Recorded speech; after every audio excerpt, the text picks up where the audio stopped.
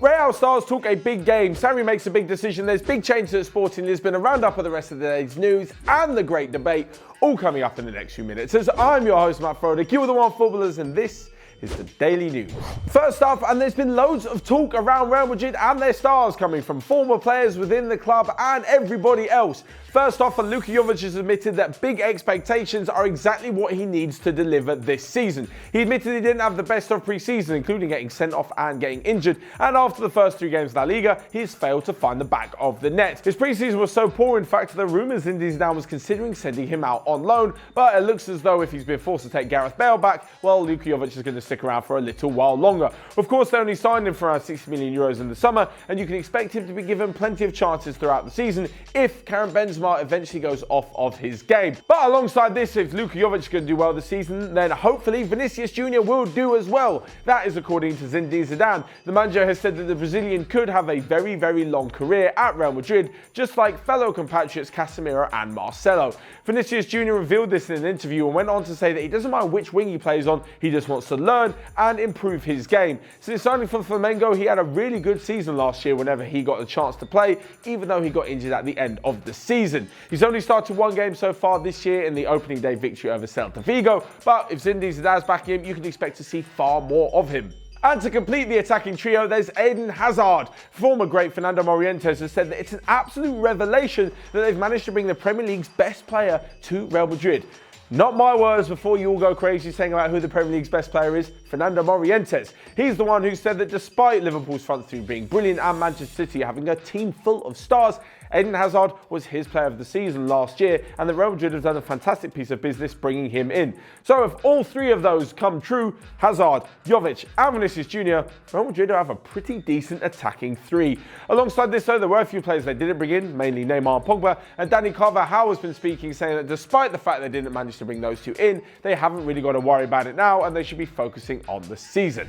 So next up, into some rather shocking news, but is always going to be a big decision from Maurizio Sarri surrounding his Champions League squad. The draw for this season's Champions League was made the other day, and Juventus start with a tough trip to the Wanda Metropolitana Stadium as they face Atletico Madrid. They'll be doing so though without, first off, Giorgio Chiellini. He got injured in training on Friday and is going to be out for about 6 months after knee surgery. They're also going to do it without Emre Can. Now, he moved from Liverpool on a free transfer about a year and a bit ago, and at the time I remember distinctly thinking, I'm not so sure he's going to take him to the next level and he'll be a bit of a squad player. Now, with new arrivals in the summer, he's less than a squad player. He's not even in the Champions League team. The likes of Sami Khedira, who was linked with a move away from the club, is still in there, as with Blaise Matuidi, and of course the likes of Miralem Pjanic, new signings Adrien Rabiot and Aaron Ramsey are also in there. He isn't, though, and we're talking about Emre Can, the only big player to miss out on the Champions League squad, as Mario Mandzukic, the guy who scored that ridiculous bicycle kick in the final a few years ago,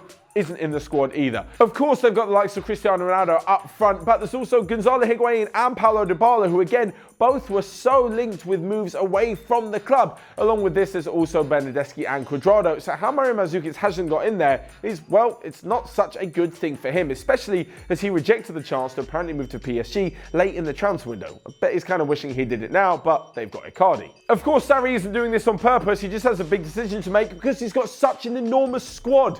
The new Juventus manager was saying that it was a little bit embarrassing that they had so many players brought in, but just couldn't get rid of that many. Of course, this meant that a few stars were going to have to be left out, and I really don't envy being in his position when he has to make the call. Over the summer, they brought in the likes of Demiral in defence. There was obviously De Ligt, Rabiot and Ramsey joined. Gonzalo Higuain came back, as did Gianluigi Buffon, and Danilo and Luca Pellegrini also moved to the champions. But moving away from Italian football and to Portuguese football. Now, normally when we've mentioned Portuguese football over the summer, it's been surrounding Benfica. Why not? They won the title last year. They've been brilliant in the last 2 seasons. And of course, the main talking point was João Felix moving to Atletico Madrid for €126 million.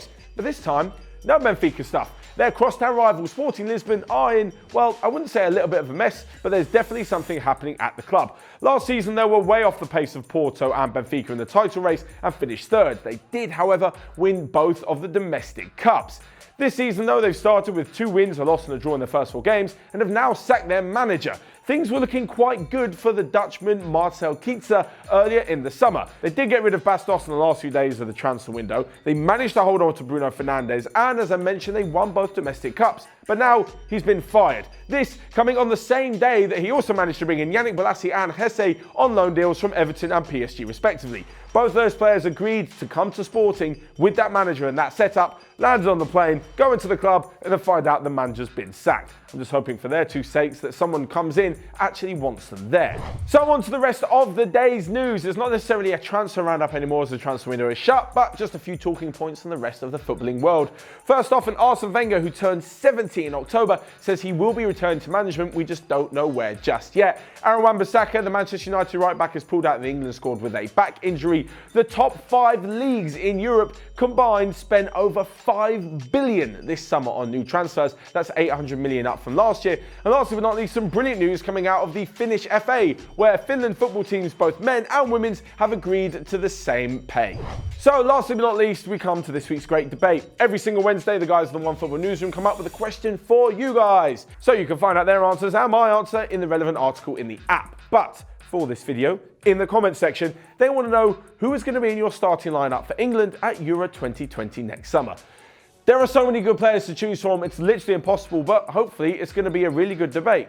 Some might say a great debate, hence the question. What I'm going to do here, though, is quickly give you my starting 11. I'm going to go with Pickford in goal. There's no really other choice. Alexander-Arnold at right back, Stones and Maguire at the centre-back positions, with Ben Chilwell at left-back.